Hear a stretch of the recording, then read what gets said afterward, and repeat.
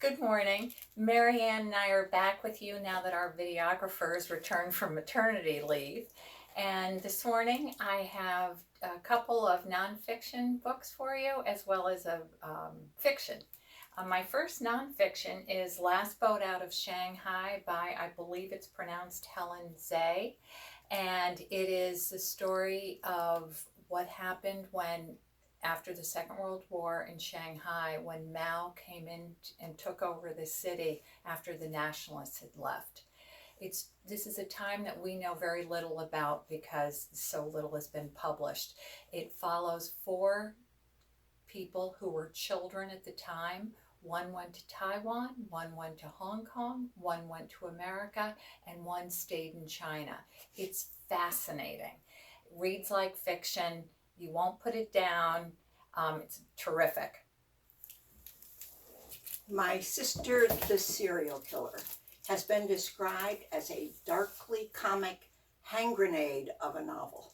It follows the story of two sisters, two Nigerian sisters. One, the older sister, Corretti, the more sensible, responsible sister who has a job as a nurse, and her younger sister, the beautiful Eula, whose main preoccupation seems to be attracting men.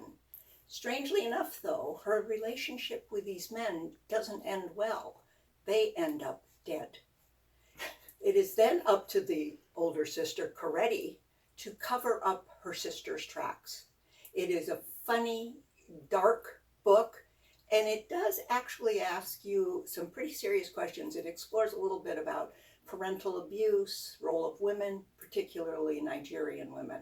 I think you'll enjoy it very much. The Flight Portfolio by Julie Orringer. She's also the author who wrote The Invisible Bridge 5 or 6 years ago. And this is a fictionalized account of the life of Varian Fry. He was a young man who happened to have been in Berlin at the time, at the end of the 30s, and he saw what Hitler's Germany was becoming. And he came back to New York, and he assembled a group of friends, and they started a refugee fund. And he went back to Marseille with money and his wits, and he was able to get over 2,000 artists and authors out of Hitler's France by sheer tenacity. And he was arrested by the Gestapo twice. He escaped. He ended up back in America.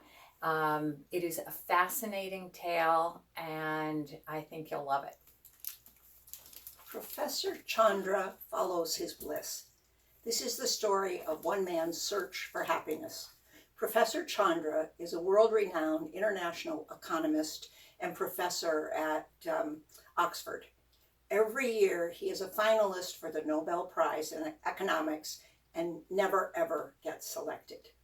He happens to get hit and almost killed by a bicyclist one day, and his doctor insists that he must take a break from all of this stressful work. So what does he decide to do? He decides to try to resurrect his family relationships that he has let fall totally apart. So he goes to America, tries to reconnect with his 3 adult children, each of whom have very quirky ideas to go along with some of his. This is a great book because it does ask you to take a look at what is happiness? How do we achieve it? I think the group will have a great time with it. And my last nonfiction title for today is The Plaza by Julie Satow. And it's really a wonderful history of the iconic building that we all know from movies as well as being in the city.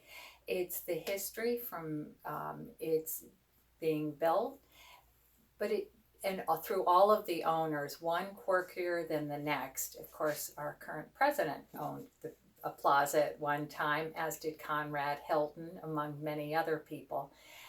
It talks about the denizens, people who lived in the plaza for years and years, and you'll come to have a wholly different idea of Eloise. the interesting thing is that Satow does a wonderful job of describing the Plaza as a real reflection of the history of New York City. I think you'll really enjoy it. Daisy Jones and the Six by Taylor Jenkins Reid. Probably one of our hottest books at the library right now among staff and readers alike. This is the story of an iconic band called the Six that rose to spontaneous fame back in the 70s, and their solo singer. It is the story that's told from the point of view of each of the independent members of the band. Their iconic rise to fame and then their sudden collapse. It is told in such a way that you believe it's nonfiction. I felt duped after I had read some of this because I was so drawn into the fact that it sounded so real. I asked my children if they knew of the band called The Six, of which there has never been a band by that name. But you will really, really enjoy it.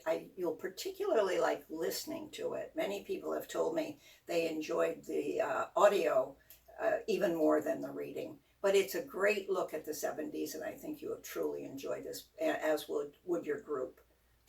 And before we go, we just want to remind you that we hope you'll be joining us for a return visit from the author Fiona Davis on Thursday, August 8th at 7 p.m., where she's going to discuss her newest book, Chelsea Girls, and that will focus on a fabled Chelsea hotel in New York. Hope to see you.